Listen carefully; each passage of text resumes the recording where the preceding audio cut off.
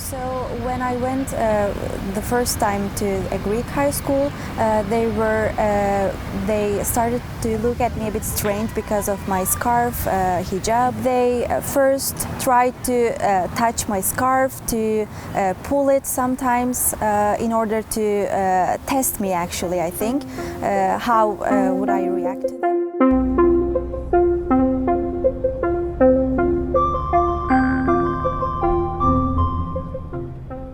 In northern Greece, in the region of West-Thrace, there is a large group of people who identify as Turkish.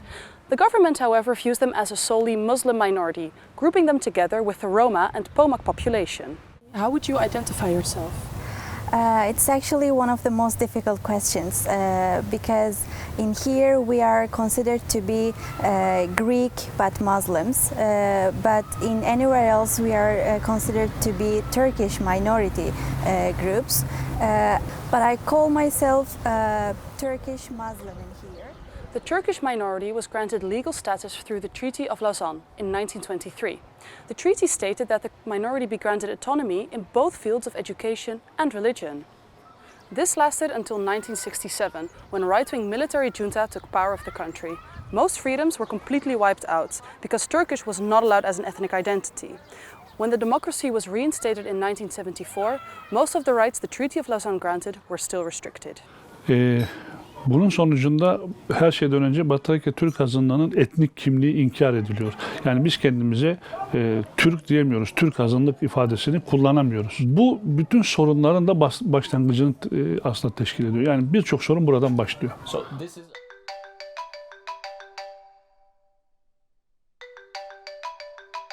This is one of if not the gravest case of systematic denial of rights. Again, I'm not saying this is the most violating minority in the European Union. You can talk about Roma and other minorities, and there's not a large history of violence towards the community. But in terms of the legal structural denial of the community, this is probably the most systematic case in that it expands all aspects of identity, religion, and education. And I guess what is so unique is the complete lack of recognition or engagement by the national authorities. Mostly, this means that using Turkish to describe something is not allowed.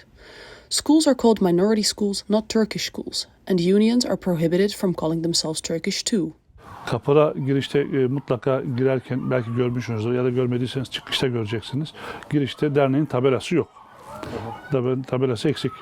Do you still have the sign? O tabela yok çünkü onu 1983 yılında, bundan 40 yıl önce polisler gelip aldı. Bu aslında bizim kimliğimizle ilgili sorunun da göstergesi. Then there is the issue of the religious council, called mufti. The minority has elected their own mufti, but the state appointed another. Mustafa Tramp'a, İskeçe müftüsü. Biz tabii müftülük olarak burada azınlığın çok önemli bir rolü var. Buradaki insanlar müftülükle her daima beraber hareket ediyorlar. Biz de kurum olarak her daima milletimizle, halkımızla beraber hareket ediyoruz. Bu şekilde bir araya gelerek bu sorunlara çözüm üretmeye çalışıyoruz. Onların dertleri, sıkıntıları varsa dertlerine de çare oluyoruz. Mesela bir örnek verelim. İskeçe'mizde İskeçe azınlık lisesi var, ortaokul ve lisesi var. Bir ileride şurada bir binamız var. Oraya gidip görmenizi isterim. İçeri girmenize gerek yok. Dışarıdan bakıldığı zaman orada normal şartlarda insanın girmemesi gereken bir bina. Yunan eğitimi veren, %100 Yunanca eğitim veren ve Yunanlı çocukların olduğu bir eğitim binasına baktığınız zaman tamamen modern. Sadece bu noktayı kıyasladığınız zaman iki bina arasındaki bu farkı gördüğünüz zaman burada Yunan devletinin eğitim alanında azınlık çocuklarına, bu insanlara uygun veya reva gördüğü muameleyi çok rahat bir şekilde görebilirsiniz. It's not only the schools and these institutions facing problems. Julia's newspaper, Gündem, is the only newspaper in the region reporting on the issues regarding the minority.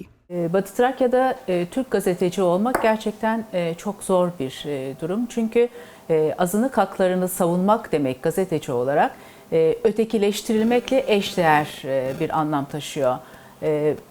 Bir azınlık gazetecisi olarak azınlık haklarını savunduğunuz zaman bir başka gücün savunucusu olarak suçlanıyorsunuz. Böyle bir suçlamayla karşı karşıya kalıyorsunuz sürekli olarak.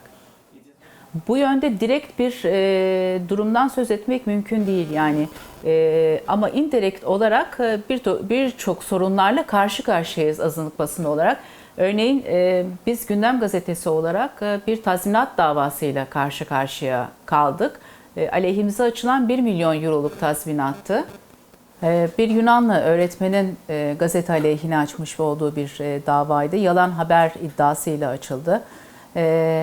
Neticede biz gazete olarak Yunanistan tarihindeki en büyük tazminat davasıyla neredeyse karşıya kaldık. Biz küçük bir yerel gazeteyiz sadece. Hayır, biz neticede 50 bin euro ceza ödemek zorunda kaldık mahkemelerin bitmesiyle birlikte. In early 2023, representatives sought out official recognition for their cultural and ethnical identity. The Friendship, Equality and Peace Party, who seek to represent the Turkish minority through politics, wrote to the UN. Both the UN and the Greek government have yet to give this recognition. Trakya Türk azınlığının gasp edilen hakları yüzünden kuruldu bu parti. Doktor Sadık Ahmet bu yüzden kurdu Dostluk, Eşitlik ve Barış Partisi'ni. You wrote to the UN in January. What have you had as a response from them?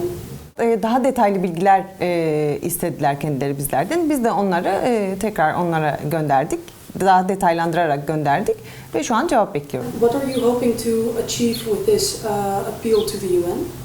Yunan sistemiyle, Yunan yetkililerle kuramadığımız diyaloğu, sorunlarımıza bulamadığımız, Yunan sistemiyle bulamadığımız çözümleri orada belki birlikte bunları aşarak birlikte Yunanistan'a anlatmaya çalışmayı hedefliyoruz. But not every person part of the minority is this adamant on recognition. Nurdan and I meet again in her hometown of Ariana. If I have to describe the people in my village, I would say that they are a bit close-minded and not modern. It's quite funny, I think, because it's like utopia because actually we are in physically we are in Greece, but mentally they live in Turkey. For example, they don't change the time zone we live in Greece, and they always watch Turkish channels. They don't make their children. They don't allow their children to see or to watch something in other Greek and in other cultures. So they put emphasis on Turkish culture. Do you know people here who don't speak any Greek?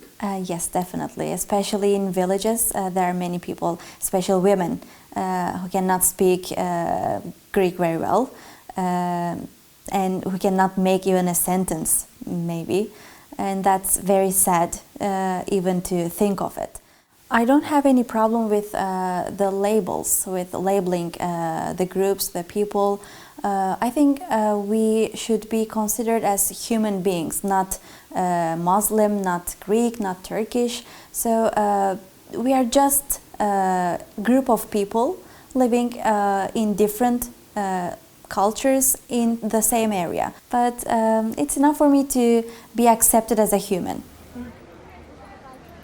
Yes, I'm Kostas Karaiskos.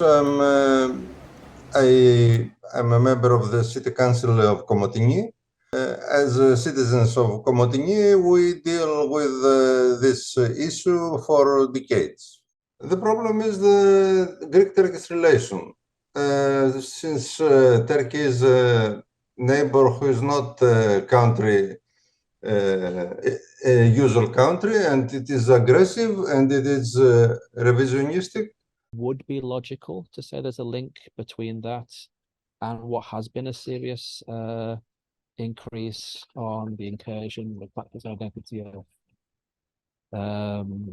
the Turkish minority in Greece. Having said that, a lot of the actual people from the minority I speak to say this is not tied to that. They just say that this is actually just the continuing escalation of the policy of various Greek governments for the last 30, 40 years. From what I've understood is that the people who identify as Turkish, they don't necessarily want to be a part of Turkey, but they just want the Greek government to allow them to call themselves Turkish. That's not a problem. But I mean, it is kind of a problem because the Greek government doesn't allow them to call themselves Turkish. No, it's not true. As is true for many social struggles, what needs to change depends on who you ask. I think the situation is getting better in the cities, like Xanthi and Komotigny, and the problem remains only in some villages that are 100% Muslim, because people don't have any contacts with other Greeks. They don't. Many times they don't speak even Greek. They have so many problems in their everyday living. Even though we live in Greece, we can practice our religious events. We can go to the mosques. The mosques are allowed to be open for everyone, so we can go to pray. We can have the chance to pray even in the workplace. So I don't feel any prohibition or any pressure by the government here. Evet, eğer daha güçlü ve mecliste yasalar çıkartan bir pozisyonda olsaydım, muhtemelen yarın sabah ofisime gidip ilk çıkartacağım yasa İsviçre Türk Birliği ve Gümrüce Türk Gençler Birliği, Batı Trakya Türk Öğretmenler Birliği, Rodop Birliği, Türk Kadınlar Derneği derneklerinin legal statülerini geri vermek olurdu.